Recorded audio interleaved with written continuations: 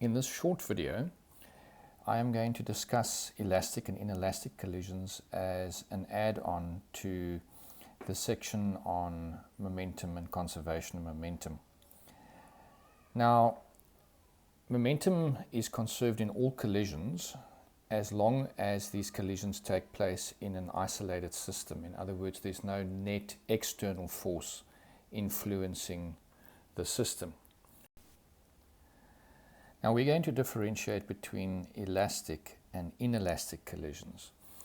Now in elastic collisions, the total kinetic energy before and the total kinetic energy after the system are equal. In other words, the total kinetic energy is conserved in elastic collisions.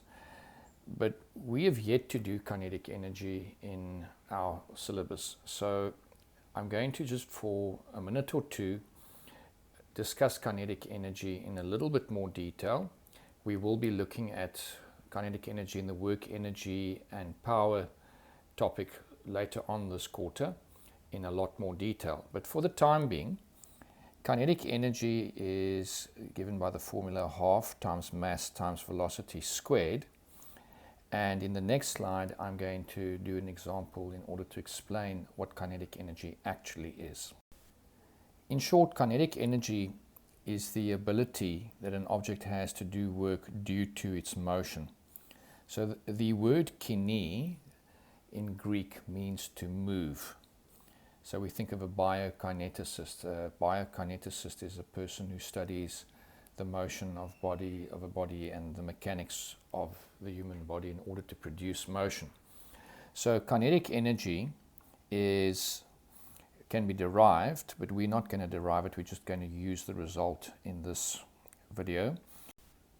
So kinetic energy EK equals a half times the mass times the velocity squared of the object.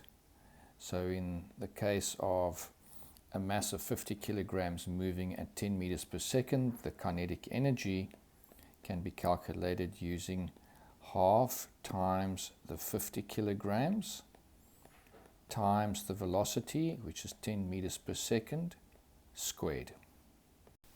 So the kinetic energy equals 2,500 joules. Now it's important to note that the kinetic energy formula requires that the mass be in kilograms and the velocity of the object be in meters per second and not in kilometers per hour. Now that we know a little bit more about kinetic energy, we can now look at inelastic collisions where, albeit that the total momentum is conserved, within the collision, the total kinetic energy before the collision does not equal the total kinetic energy after the collision.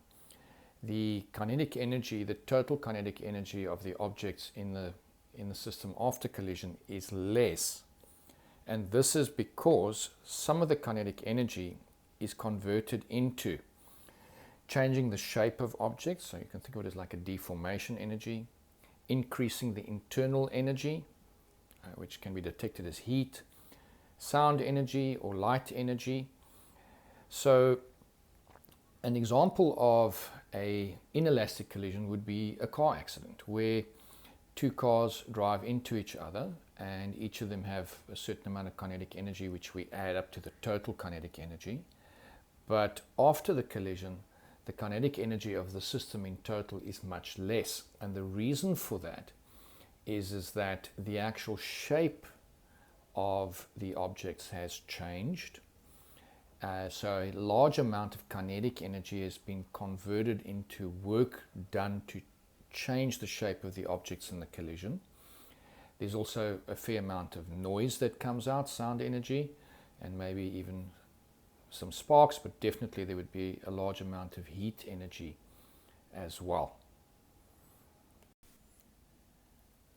Let's consider a collision on a pool table. In this problem, it reads a pool ball with a mass of 1 kilogram, so we're going to do a drawing, is moving eastward. So this is mass 1 and is 1 kilogram and is moving eastward. So the initial velocity of pool ball 1 is with a speed of 2 meters per second, so that's 2 meters per second. I'm going to define the easterly direction as the positive direction. So I'm just going to represent my sign convention, SC, sign convention on the right hand side. The easterly direction is going to be positive and the westerly direction is going to be negative. It now collides head on with the second pool ball with mass 2.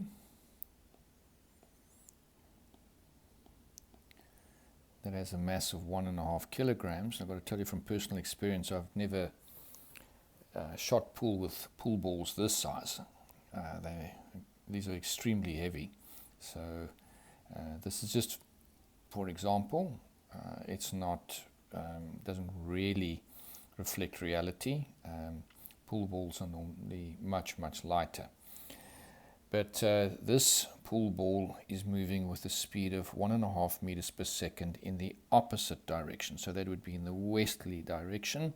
So V2 initial would be minus 1.5 meters per second. Let's not forget that the vector quantities, velocities are vector quantities. So this is now before the collision. This is the initial situation. It says now there's a collision and the first ball bounces back with a velocity of 2,2 meters per second. So after the collision, mass 1 is now moving backwards with a final velocity of 2,2 meters per second in the negative direction. It says in this collision the velocity of the second ball is calculated as 1.3 meters per second east. So mass 2 would now have changed direction due to the collision. And remember, in the collision, mass 1 applies a force on mass 2 and mass 2 applies a force on mass 1 in opposite directions, and in this case these forces cause these balls to stop momentarily and then to change direction. So this is a hit and rebound. So mass 2 is traveling at a final velocity of plus 1,3 meters per second. Is this an elastic or an inelastic collision? Now, one needs to use kinetic energies in order to ascertain whether this is true or not. But one must be careful. We cannot assume anything at this stage. So the way we work this out is very important. So this is not an identity like trig identities in mathematics. We need to work out the kinetic energy before and the kinetic energy after the collisions separately, and that's exactly what we are going to do now. So the initial kinetic energy for mass 1 is going to be a half mass 1 V1 initial squared, and that's going to be a half times 1 kilogram times plus 2 squared, and that's going to give us a half times 1 times 4 gives us 2 joules. So that is the initial kinetic energy. Now, something about energy and work that we'll learn about later is that they are scalar quantities. So we do not need to take direction into consideration when dealing with kinetic energy. But because these problems are in the context of conservation of momentum problems where momentum is a vector, it is good practice in these problems to take the directions of the velocities into consideration. But as you can see here, whether it's +2 or -2, doesn't matter when it's squared, it always lands up being a positive value. So now let's move on to the initial kinetic energy of mass 2. This would be 1/2 times mass 2 times V2 initial squared. This is going to be 1/2 times 1.5 kilograms times minus 1.5 meters per second squared. And this is going to equal 1,6875 joules. And we can round that off to 2 decimal places, so 1,69 joules. Now to determine the total kinetic energy before the collision, we are going to add these together. So the total kinetic energy, EK total before the collision or initially, is going to be 2 joules plus 1,69 joules, and we can just add them up as scalars because energy is a scalar, and this gives us 3,69 joules. Now I would like you to pause the video here, and I would like you to work out the total kinetic energy of these two balls after the collision, and then compare that value with this value. Now if they are the same, then this is a elastic collision. That means that there's no loss of kinetic energy in the collision, which means that there's very little deformation between the balls or of the balls in the collision. If it isn't, then we know that there was a significant amount of kinetic energy lost in the collision in the balls deforming. So pause the video and work out the total kinetic energy after the collision. So after the collision, mass 1 has a kinetic energy EK1 final of 1/2 mass 1 times V1 final squared, which is 1/2 times 1 kilogram times the final velocity squared is minus 2,2 squared, and the value of that is 2,42 joules.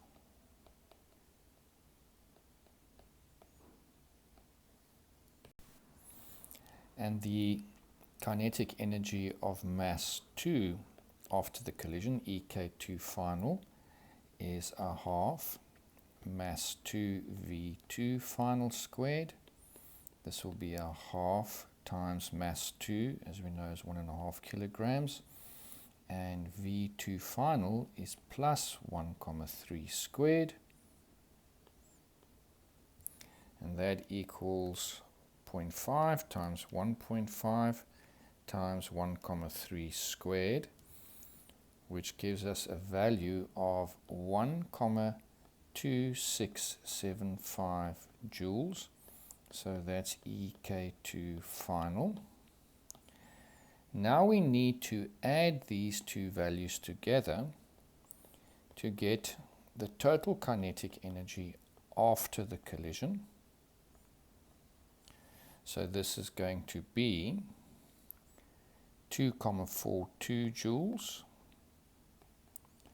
plus 1,2675 joules, which equals 3,69 joules when we round off to 2 decimal places. So now when we compare the total kinetic energy before the collision to the total kinetic energy after the collision, we find now that we can make the following statement, that EK total before equals EK total after, which implies that this is an elastic collision. Now, note that we did not say that this was true from the outset, stating that it is a formula or an identity, because we had to prove that it was. If this were not an elastic collision, if it were an inelastic collision, then this value certainly would have been smaller than the initial total kinetic energy. And then one would have stated this is an inelastic collision. So it's not often that you get asked questions like this, but now that you've been exposed to this, you have the acid test, as it were, to determine or to test whether a collision is elastic or inelastic. You will be assigned more practice on this using the Intelligent Practice platform.